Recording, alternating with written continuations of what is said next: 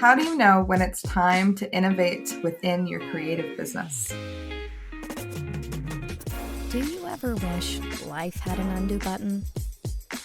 Walking the balance between business and the creative life can be hard. But Matt and Shelby are here to attempt to answer the tough questions, so you don't need an undo. Presented by Made by Things. This is the CMD-Z Show.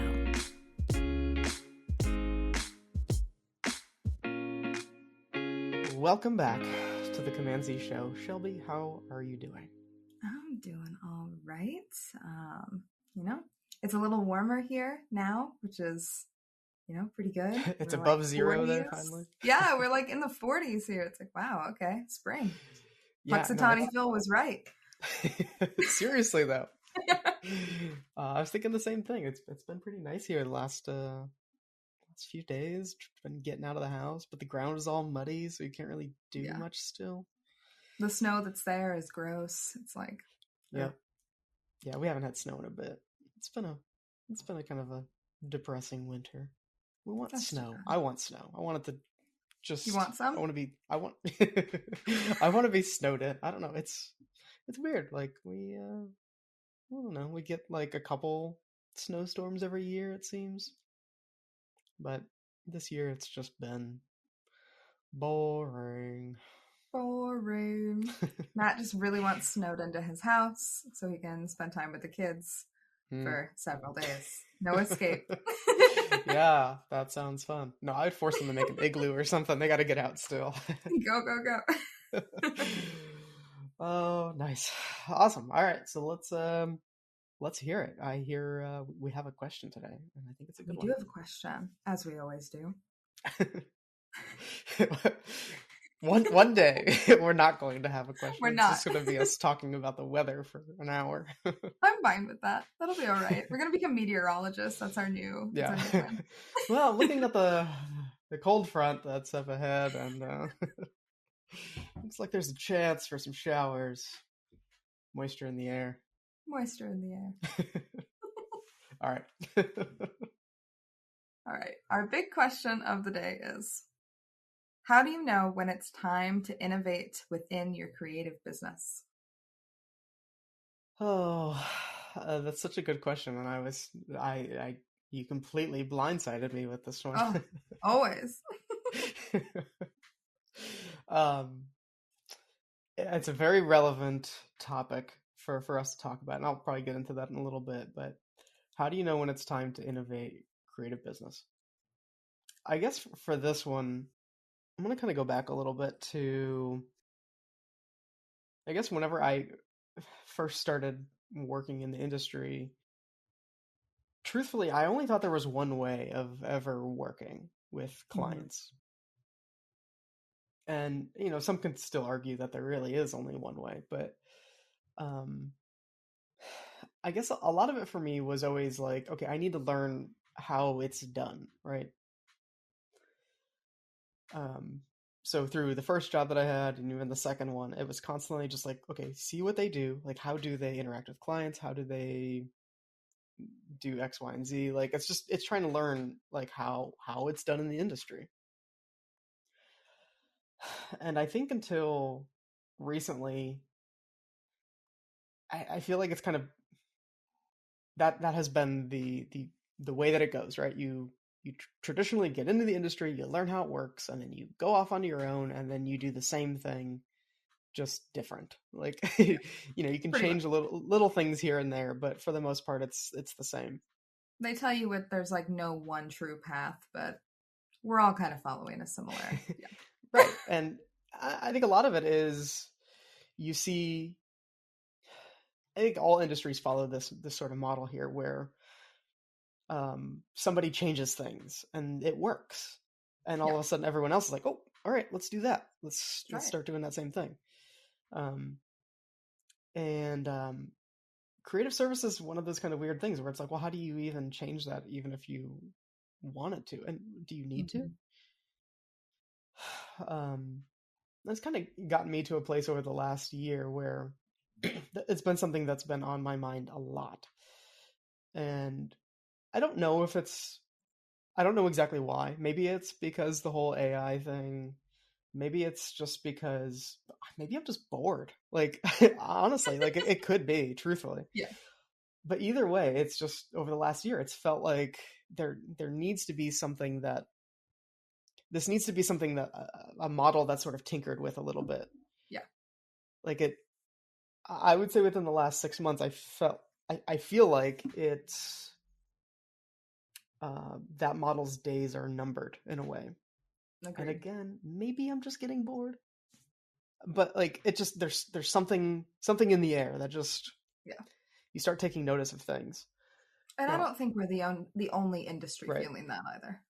And yeah, again, especially over the last 10 years, especially, I think it's just been really prime time to innovate on things. Yep. I think a lot of that is because there's a lot more at our disposal than has ever been there before. Yep. Things like there's less gatekeepers in the world for big technology that was only available to some before. Yeah. Or it was what was previously done with a team of 100 people can now be done with a single person. Yeah. So there's a lot of these kinds of things that have sort of happened. And I think for me, the signs are when you start to meet a little bit of resistance when it comes to the things that you're selling. And, we typically do custom work that is a little bit on the higher end of the budget spectrum, right? It's taken years and years to work up to this end of the spectrum. Yep. And we talk about it in our red flags episode. Like there's certain things that we're looking for, and budget is one of those things. Yep. But we go through these sort of periods of time as well, where again, one of the things that I've noticed over the last several months is that offers that were typically a no-brainer for people are now meeting a lot more resistance. So things like, okay, our budget's way too high. Yeah, I mean, I guess that's probably the biggest one. And for us as a team, as a studio, again, we're now competing with, just as I in the beginning was competing against bigger studios, and we are still, I believe, competing against bigger studios. Oh, yeah. There's now, on the other end of the spectrum, there's freelancers that are now able to, I don't know, they're able to do really incredible things. They're able to harness incredible technology just being a single person, right? They're able to use the power of automation and potentially artificial intelligence, right? I don't think we're quite there yet, but we're getting there. Yeah, and that's great for individuals. But as a team, where I'm constantly, maybe this is just a trend thing too, but like I've always been like looking forward and looking up on the ladder of like, all right, who am I fighting against next, right? And it seems like I now have to kind of turn around a little bit and fight in the other direction as well. I have a two-front war going on here. We're going to get into war strategy here in just a moment. Nice. But like, again, like it is competition, but I think in the creative industry, it's always a friendly competition. Oh yeah. And hopefully. Yeah, hopefully. But like, again, I think it was the same way whenever it was just me as a freelancer. Again, I'm constantly like, all right, like who do I got to fight up against? Like, I'll go up against anybody, right? And you start to see more and more people coming up, and you're like, okay. And you start to see new ideas, and you're like, ooh, I never thought of that. But anyway, so I think you start to notice a lot of these things. And for me, it's how do I then, what do I do with that information now? Now, this is another big thing throughout the entire industry and throughout all industries.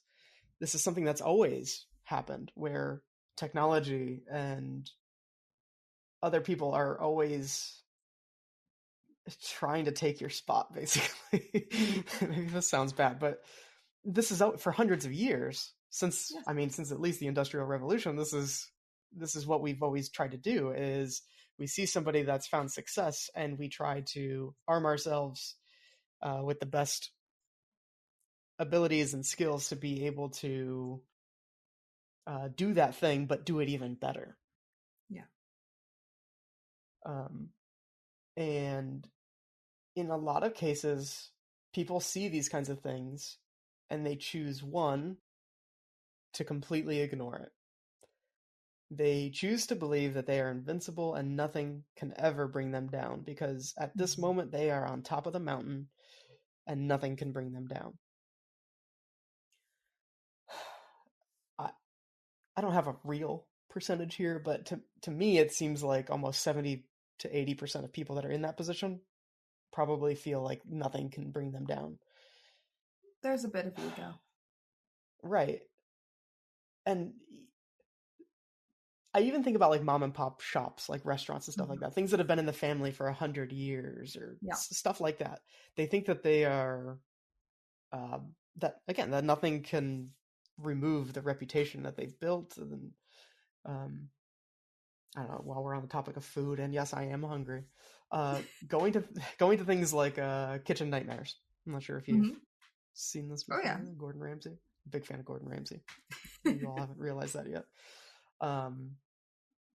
But it's really interesting when he goes into restaurants that had these amazing times in the past. Yeah. And little things happen or nothing happens, honestly. And then sometimes they start coming down that hill, whether they want them to or not. I'd say in most of those cases it's probably because like a change of ownership, they handed it down to the children or something like that. But in some cases it was like the same owners. And why is it that it was amazing one day, but then the next it just wasn't? Yeah. Well, and I mean, we see this really often in like small towns. You have, I mean, the town I went to undergrad in was, I mean, like a town of 5,000 people, just super tiny. And then plus they had the school. So they ended up, it was just tiny little mom and pop shops. That was the entire town. And all of a sudden, okay, Dollar Generals decide to come in on either side of the town. You know, you've got the grocery stores are starting to go out of business. You've got other smaller businesses that are just, well, we just can't keep up with, you know, the prices at a Dollar General, who's able to have a more competitive price point than somebody who's, oh, I'm just based in this small town. And it's challenging, and they're unable to really, I mean, especially if they've been a business there for 50 years or more, it's hard to make those big changes because they haven't been faced with something like that before. Right. And yeah, I mean, you know, I think about things like COVID happening. I think the biggest reason that a lot of businesses, I hope I don't get canceled for this, but I think one of the biggest reasons that a lot of businesses close is because they failed to adapt. Yeah. And, you know, nobody's ever experienced anything like this before. How would they even know? Right? Like, and I don't think that innovation was ever an option for a lot of these companies, or at least they didn't see it as an option. Yeah. And, again, like kind of going back to somebody in our situation right here, we're coming off the best year that we've ever had. And I know that there's always people kind of gunning for us, right? And again, I don't mean to make it sound like it's like this really negative, like chaos, weird thing, right? Right. And that's what it is. And I think, you know, one of the greatest things about America is the competition when it comes to things like businesses, right? Yeah. It provides a level playing field, and the more competition there is in fields, the better it generally is for the consumer, right? And so I guess again, that's kind of where we're at, where I'm like, okay, well, we just came off our best year, but something doesn't feel right still. like I still feel like it's temporary. And maybe this is because I'm just generally an anxious person. But like I'm always ready for things to fail at any given point. That's the right way to be, though, is to have a little bit of anxiety and be like, I'm ready at any point for everything to implode. Right. It's like, because you have to be, because you never know what's going to be coming Right. next. You have to be ready. Right.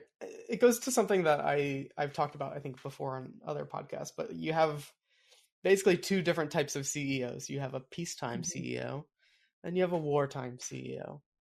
And I've always said that I'm a wartime CEO because I don't know. I just, whenever things hit the fan, that seems to just activate me in different ways than the peacetime stuff does. So it's like whenever it hits the fan, I'm like, okay, cool. Like I knew that it was going to, like, I'm ready. Like, let's figure out how we adapt. Exactly. But again, so like things like COVID were just events that sort of happened where it screwed up everybody, right? But now I feel like a lot of the creative industry is in a similar place that we are, where it's like, okay, well, the phone's not ringing nearly as much as it was. Like, people are hanging on to cash right now. Their budgets are not what they have been the last 2 or 3 years. Yeah. So for me, I'm like, okay, well, is this temporary? I don't know. I can't really plan for temporary. Like, I can't just say, well, and here's the thing, is that a lot of these restaurants that didn't make it, they were planning on it being much more temporary than it ended up being. So for me, I'm like, okay, my wartime CEO voice is just like, okay, no, you can't just wait. Yeah. Like that's not a plan, really. You have to accept things as not temporary, but this is the new state of things. This is how it will be now. Right, because it's better to be wrong in that than it is to be wrong in the alternative. Exactly. So for me, it's been a really interesting kind of thought process where I'm like, okay, like I feel like something kind of needs to change here. The offers that, again, like I said, the offers that we were once providing to people are just being kind of turned down right now because of budget restrictions or whatever. I'm left to assume that this is the new normal. Yep. And this is what I encourage everybody else to think of too. It's like, all right, if things are tough right now, do not just say, okay, it's just a bad year and next year will be better. Because that's just not a plan. And again, if you are a freelancer, you are a CEO still. So I'm still speaking to you. Yep. And you have to be able to accept at any given point that, like it or not, this is the new normal. And the new normal is going to constantly change. So the question becomes, well, what do you do? And for us, something that I guess I'm really excited to announce here is something that we've been working on, again, whether we were intentionally working on it or not, for the last probably 3 years. Something that I personally believe might be the future of Made by Things, the future of the industry as a whole, potentially. And it is called Things by Things. You like this? Made by Things makes Things by Things. I was so excited. Good luck getting any. Good luck getting any of the URLs that include things, ladies and gentlemen. We've got them all. I have them all. Anyway, so Things by Things. Basically what we're doing is, starting today, if you go to thingsbythings.com, you will see that we are offering products as a service, services as a product. Sorry, I said that wrong. But basically the idea here is, what if we can define a specific deliverable, a process, a schedule, and a style to the things that we do? If we can do that, then we can put an actual price tag on these things. This industry has been so afraid to be able to share prices. And again, it's because you can't just put one price on things. There's so many variables. So what if you remove all of the variables? And that's what Things by Things is. Basically what we're doing is we're launching, I don't know how many products exactly just yet, but between 15 and 20 different things, let me see what I did there, that we do that we can actually put a price tag on for people. So things related to animation, things related to social media, things related to podcasts. We've picked up a lot of little skills over the last several years. Every single person on the team has little things that they do that sorry, I can't stop. Things that we can easily measure. And if we are able to put these things out there with an actual price tag on it, well, that makes things much more easy for our clients to be able to understand. Yep. And that it provides them with the inspiration of what could they even do on certain budgets. We have had to turn down so many projects over the last several years because honestly, they didn't meet our minimums of what we were looking for an engagement. So the big thing here that we're doing is, okay, we'll remove our minimums, but it's going to be with a specific scope. Yep. And not only that, but basically what we're trying to do is also make it make available an unlimited plan. I did it. So that if these things that we have in our store are needed on a constant basis, well, then you can become an unlimited member, basically. And we're essentially at that point, we are a member of your team, and we're able to do whatever things are there and whatever things we add later. And it's been a really big part of us understanding our process a little bit more recently, and we've been breaking this stuff down. And I think it's that's sort of helped me realize that, hey, maybe it's time to innovate a little bit here. Yep. Now, we're not stopping the custom work that we're doing. We're always, I shouldn't say always, but as of right now, we're going to keep doing that stuff, right? Like, we still love doing that. But what we've seen is that, hey, we've been pushing towards this higher end of the budget spectrum. But right now, that stuff is difficult to make work for both sides, right? Whenever budgets are smaller, it's really difficult for people to make decisions on really big purchases. And I get it. Now, we might not like it, but again, what is in our control? And for me, I'm like, okay, well, what if we design something that can slide down that spectrum a bit more into an area that we're typically not in, but if we can provide a lot of value in this area right here, then we fill a need for potentially the entire market, right? That's my thinking. In Shelby's terms, it's time for us to get scrappy. Yep, we are getting scrappy. And that's I think that's one of the things that's one of my favorite things to do. Is like, okay, hey, now if truthfully, like, if when we're in a position like this, if we do nothing, we will fail. Yep. Right? As anyone will if they're in a similar position.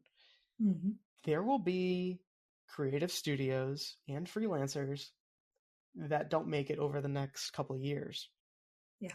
I do not plan on being one of them. I mean, I guess most people don't plan on that. But again, like, I see it as like, okay, well, if that's the problem being faced there, like, again, what are you going to do? You got to do something. And maybe it's temporary, but I'm not going to plan for it to be temporary. You can't bet on it. Right. So for me, it's crazy because again, like I said, this has been something that's been years in the making.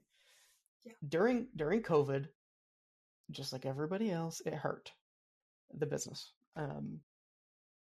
And one of the things that I decided to do at this point was really similar idea, which was slide the scale back down because nobody has the budget right now. But if we can make offer that, again, has a lot of value for us and has a even greater amount of value for the clients that we're working with, kind of becomes a no-brainer. Mm-hmm. So that's what we did at that time is we launched Stop Motion Thing, which is one of the things. You see, One of our things that are things by things. one of the things on Made by Things is things by things. So many things. There are a lot of things to remember here. So, during that time, we started offering that, and we found we had a lot of demand for that. And it was something that, like, it really pulled us out of a dark time. So much so that we went from a team of 2 at the time to being a team of 10. Like, I feel like we've sort of, I don't want to say rode that wave necessarily, but I guess in a way, it's that wave sort of started at around that point where things kept going better and better and better. And it all started from innovating on something and putting something out there that is truly unique. And now it's a little bit different this time. Whenever things start to slow down a little bit, it's like, all right, well, how? We can't just offer the same thing, right? So again, now at this point, I'm trying to figure out, like, okay, what's something like that, but it could actually work for the entire team. Yeah. Because that was just one thing. Let's do a count on how many times we say thing or things in this episode. Take a shot every time we say things.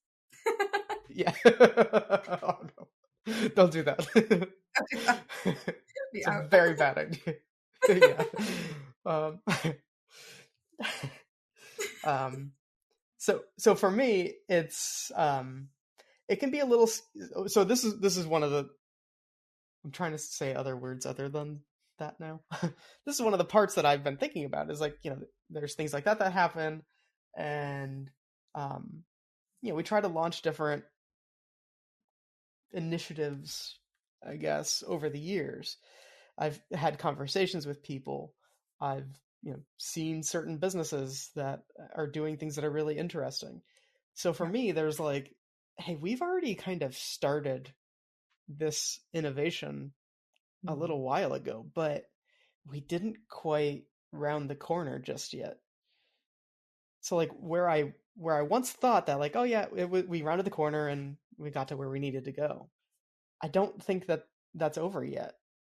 So for me, I'm like, all right, this is kind of a big change, or a big addition, I should say, to what we're doing right now.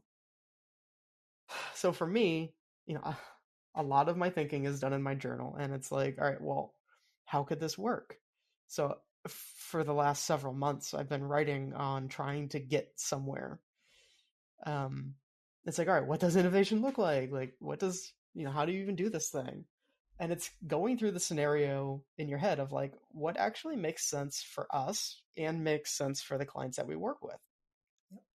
It's real easy to come up with an idea that works really well for one or the other. But to come up with an idea that's a no-brainer for both sides, to me, that's when you know that you're onto something. And it's the moment that I got to that point was, I don't want to say this past weekend, it was probably the weekend before, where I'm like, there it is. Like, it's like solving a big math problem. And without any math, though. No math. No math. And once I get to that point, I get really excited. Because I'm like, oh, like here is something that I think we have something. This is an innovation here. But a couple things really need to happen still. Like, having the ideas is one thing, but I guess the biggest thing is that it's really hard to make these sort of announcements to people that, like, hey, we're going to try something different. But for me, it's really a monthly occurrence that I'm like, hey, Honestly. let's try this thing, let's try that Yeah. thing. But like, that's just kind of how I work, right? Like, I'm really happy when I get to try things, and I'm really happy finding out an answer to things. So even if it's a no, I'm okay with it, because at least I got an answer, and that's like so much more rewarding to me than having an idea and not getting an answer for if this is a good idea or bad idea. Well, and we can't learn or evolve or innovate without just trying things. I Right. mean, you can't be afraid of it. And I think that's something that keeps a lot of people back, is because they are afraid of just trying something new, because there's a great fear of failure. Right. And this kind of goes back to what we were saying before, where it's not easy to innovate whenever you only know one way of Yep. doing things, right? You it's it's one thing to learn the things that you need to know, but then it's much easier to read the book than it is to write the book, basically. Yeah. And when you get to a certain point, sometimes you have to write the book. And I don't know. So again, for me, that's the first thing, is kind of getting over this idea of like, oh God, like how does this make us look if I say that we're adding this thing for a more budget friendly service? I don't know. I guess we'll find out. Exactly. um, and then the second thing is, oh God, as a leader on our team, what's going to happen when I tell everyone that I have an idea? Now, I'm not just saying just for this one, I'm saying anytime that I have an idea on something. Yeah. Because if every day I come into work and I'm like, guys, new idea, scratch all that old stuff, let's go to this new direction now. Like, Yeah. that would not make me an effective leader at all. And so, I was nervous going in and talking to the team about this, but after explaining my reasoning, and I even had some visuals of like why I want to make some changes. Yep. It was pretty clear to me right away that every single person on the team was all about trying this. I think we all know that maybe it's not the answer, but maybe it leads us somewhere even closer. Yeah. And that's very much how I think of things. So like, yeah, like anytime I have a crazy weird idea, whatever, something that we do, I'm not expecting that to always be the answer, but if it can lead me a little bit closer to what the answer might be someday, Yeah. I don't know. That's the journey that we all talk about when we say that it's all about the journey, right? Because yeah, I guess that's the thing. It's like, truthfully, there is no destination with any of this And stuff. the answer There's will always be changing, because right, the industry is going to be changing. right. So sometimes it is a pivot, and sometimes it is take 3 steps back and change direction entirely. Yeah. And in this case right here, I see things by things for us as a slight pivot. Mm-hmm. And one that I'm really excited about being able to launch and being able to show to everybody, and be able to even share with some of the past clients and stuff that we've worked with in the past. So, Well, and I think too, kind of going off of your point of, oh, this could be something a little scary to show the team of, okay, we're doing something very new. One thing I think, especially at Made by Things, is we've been able to establish trust. So when there is a new idea, we can all be like, okay, you know what? Yeah, we feel this too. Let's do it, and let's go all in. Because I mean, during that meeting, you pitch the idea, and instantly all of us are sitting there going, what are the different things that we could do? How can we innovate upon this one idea? What can we do to make this idea better? Because there is a trust, and we do want to make things better, and we all collectively want to innovate because we want to make it the best experience possible. And we want to make the best work we can do. right. I think that's a really good thing to bring up, I guess, is that a team culture plays a big role in innovation. It truly does. again, let's use that example of like restaurants and stuff. Mm-hmm. Going back to this whole kitchen nightmares thing, right? Yep. There is often people in the kitchen that have extraordinary talents when it comes to food related things. But because of a process that they were constantly stuck in, they were never given an opportunity to really prove their abilities and their value to that company until somebody comes in and shakes the whole thing up, fires the head chef and says, "Hey there, dishwasher, you're good at making food. Now you're the star chef of this kitchen." Go for it. Yeah. So I don't know, but like if you're in an environment that doesn't encourage, or if you're creating an environment that doesn't encourage a strong culture, innovation is very difficult. Yeah. Maybe even impossible, because at that point it kind of is just, yeah, I just go to work and then I go home. And that's it. Which is, again, this is totally fine. Like if that's the sort of lifestyle that you want, where you just clock in, clock out, and get it out of your head. But we have the ability to be so much more than that. Right. And I'll definitely say it is much easier for a smaller company to say that than it is for a larger one that has the whole hierarchy thing and the org charts and all the different departments. But to me, that's what I love about having a small team, is that we can be close enough to where, yeah, we can have that trust. Anyway, yeah, let's go to some final thoughts here, shall we? What kind of final thoughts you have? I think with this, a lot of it is you need to be paying attention to the industry. You can't just ignore it. There are a lot of changes right now with the economy, with AI, with, working with clients. What are those expectations? And it's going to change.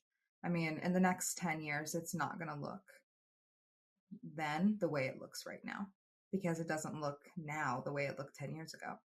And I think that's something to embrace and to, follow along and stay ahead of that.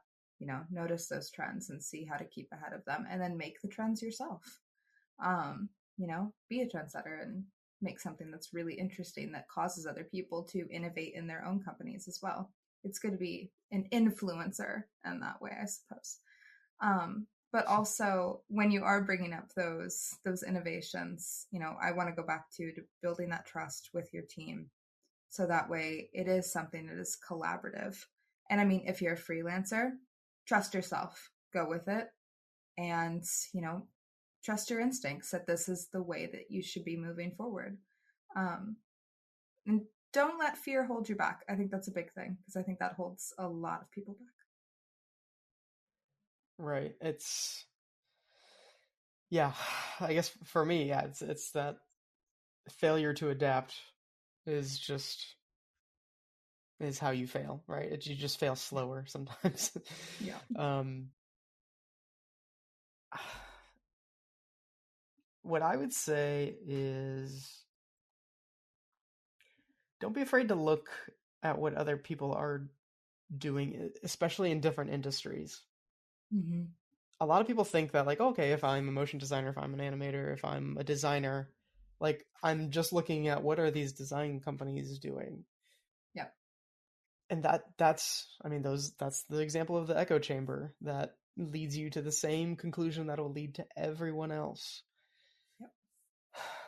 For me, like, I'm so fascinated by all businesses, mm-hmm. and like how all of them work. I'm fascinated by restaurants and their pipeline of how they get food out the door, and even just the creative process beforehand of how something even gets made. I'm fascinated by tech companies creating SaaS models of monthly subscription type things. Yeah. There's so many different new business models that have been developed, I feel like, over the last 10 years that we can't ignore it. We Mhm. shouldn't ignore it. Yeah. I guess it ultimately kind of depends on where you personally want to take things. Because some people, yeah, they might be just fine continuing to freelance, working for other like studios and just doing some work here and there. But I don't know, you kind of have to keep in mind that our industry is still young. Mhm. And even in its young past, how many times has it changed? A lot.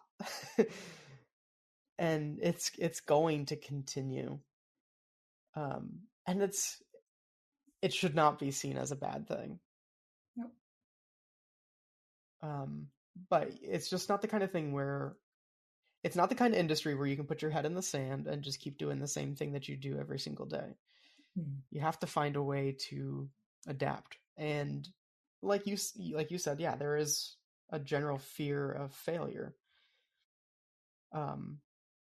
And I while I wish you could just say, yeah, don't be scared. Um,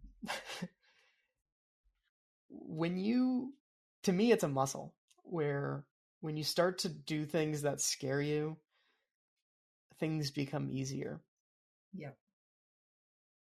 It's not just about business. This is about just me personally as well, where it's like, I always tell the story about like the first time I was on an airplane, and I was like, that was so scary for me. It's still Mhm. pretty scary for me. Shelby knows this. Oh yeah.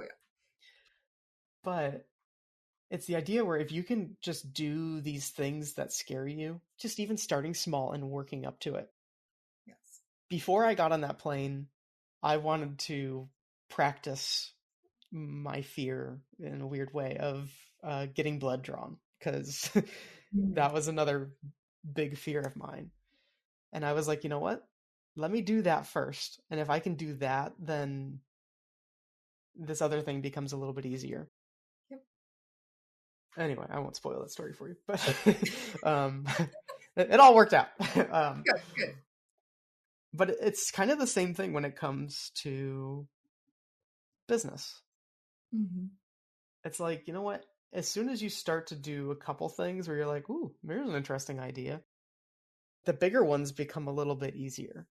Yeah. Now, like, so let's take it back to the restaurant. Like, if it's a pizza shop, like, I'm not necessarily saying, like, redesign your entire recipe. But what if there's a new technique of being able to take orders from people much more efficiently or easier? Like, there's just so many little things like that Mm-hmm. can help. And like, to me, like, that's a small thing, a small decision that can be made. And then there's like the bigger decision, which is like, you know what? I think we actually need to move locations. Like, Mm-hmm. how scary would that be for a company that's been in business for 50 something years? Yeah. But it's being honest with yourself a bit, where it's like everything is always on the table. Anything can change at any moment. And you can either see that as a horrifying thing, or you can constantly look for the opportunity around every corner, basically. All right. Um,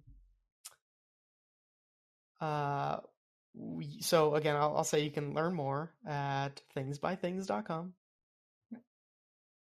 I think that you'll be excited no matter what your position is. If you are an animator designer, I'm sure you'll be into it.